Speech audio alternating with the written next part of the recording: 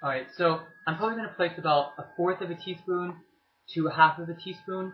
It depends on your taste preferences, so you can just adjust the taste. You might want to start with a fourth teaspoon first, and I just eyeball it really.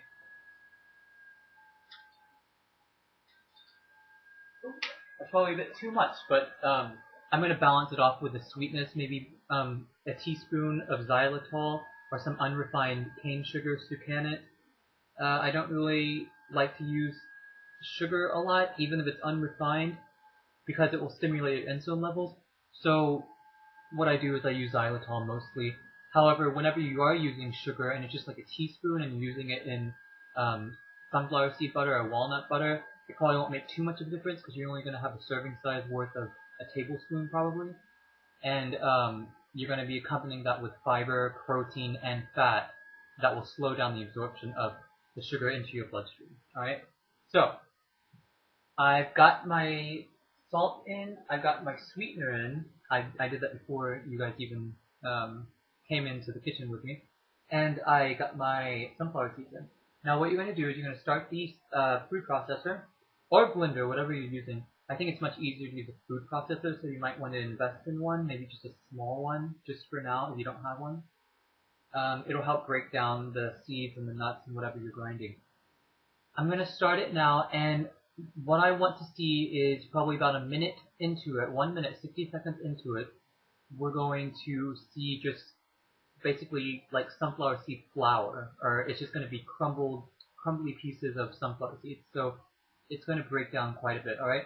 So I'm going to go ahead and start that, and I'll come back in about 60 seconds. But it won't be 60 seconds to you, actually. Okay, I've ground all these sunflower seeds down to a flour-like substance. It's still a little gritty. There's still some little pieces of sunflower seeds, but that's going to be broken down over time. Now, whenever you're grinding seed butters or nut butters, it's going to take quite a bit of time. I think the average time is probably around 12 minutes. So you don't want to wear out your food processor, especially if you just purchased a new one, like I told you to. You don't want to ruin the motor, so maybe you should start the food processor, grind the seeds and the nuts for about 1 minute, and then turn it off, let it cool down for 1 minute, then do it again for 1 minute, turn it off, let it cool down for 1 minute, and so on. In fact, you might even want to take a break in the middle of making your sunflower seed butter, or your walnut butter, your almond butter. You might want to take a break right in the middle, maybe 6 minutes in. Actually, that'll be 12 minutes in if you're taking those breaks. And maybe take a 10-minute break or something, come back, and start the process over again, alright? Now, what you want to see is you're going to start to see the sunflower seed clumping together, and every time you open it, you're going to see the oils.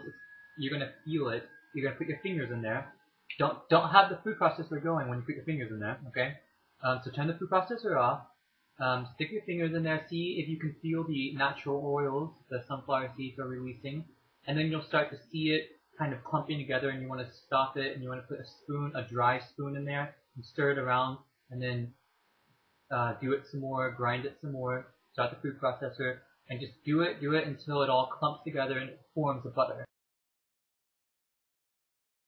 You might want to add about maybe a tablespoon of oil. Sometimes I add olive oil, and it has a taste to it, so it's going to kind of taste like olive oil. You might want to use like walnut oil or some sort of oil, maybe melted coconut oil. I don't know about that really, because that can harden at room temperature. Yeah, so you might not want to do coconut oil actually. You can try it though. I like to use olive oil because I like the taste of olive oil, and I don't really taste it too much, so it doesn't really bother me. And it's a really good oil to use or to consume raw, so that's why I use it sometimes. But in the sunflower seed butter and the other butters, I don't add oil to it at all because it releases its own oil. Now, I'm going to go ahead and make the sunflower seed butter, and then when I come back, I'm going to show you how it turned out, and I'll see you in about 24 minutes, half an hour, although you don't have to wait that long. Okay, you guys, I am back, and I have my homemade sunflower seed butter, if you want to take a look at it. Actually, the light's not pretty good. The light's not great here. But this is homemade sunflower seed butter, and it's kind of thick, it's kind of hard.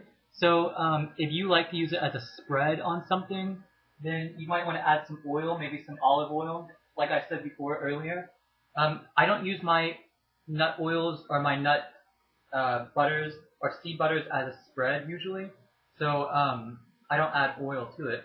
And usually whenever you let it sit at room temperature, the oils kind of release themselves even more, and you can stir it, and it can be a little bit more. There can be a little bit more moisture in it, so to speak. Okay, so you know when you're almost there, finished making your sunflower seed butter, whenever it starts to resemble ground beef. Okay, so it's going to start to look like ground beef in the food processor. At least it does to me. Okay, because it's going to start to clump together. And then you're going to start noticing when the food processor is going around that the butter is starting to form at the bottom, and it's going to start to attach itself to the side, and it's going to start moving up. That's when you want to turn off the food processor, take the blade out, stir it around, and then put the blade back in and start it over again, and that will bring you a nice consistency. And then you can add maybe a tablespoon of oil or so, just to get it to have a little bit more moisture. But again, don't add water or you're going to regret it. Trust me, you're going to regret it. At least I do. I always regret it whenever I add water. Actually, I don't add water anymore. Okay, so that is sunflower seed butter. It's chock full of nutrition. It's much better, in my opinion, than peanut butter because it provides so many more essential nutrients and vitamins that peanut butter just doesn't offer. If you still like peanut butter, that's okay. I still like the taste of peanut butter. I get organic peanut butter, and I eat it. I eat it sometimes, not all the time. And there's some reasons why I don't eat it a lot, and I'll tell you. I'll show you later, maybe in another video or a blog post about that. And I guess that's it for this video. So if you enjoyed the video, and if you want any other recipe ideas that I can maybe make some healthy alternatives to different things, please comment below or subscribe to my blog, which is thehealthyadvocate.com. And I guess I'll see you there. Okay, thank you everybody. This is The Healthy Advocate.